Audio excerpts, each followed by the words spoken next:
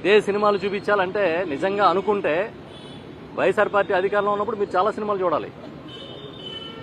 ఎంతకాలం మీరు అణగదొక్కుంచుతారు? ఇవాటికి ఒక కొత్తగా ఒక పెన్షన్ ఇవ్వలేదు, ఒక రేషన్ కార్డు ఇవ్వలేదు, ఒక రోడ్డు వేయలేదు.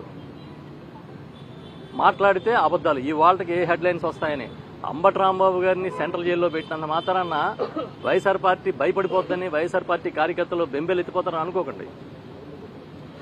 ఆయనైతే చాలా ధైర్యంగా ఉన్నారు రాంబాబు గారు. ఆయన ఒకటే చెప్తున్నారు, తప్పు చేసి జైలుకి వస్తే బాధపడాలి, కానీ నేనేం తప్పు చేశాను?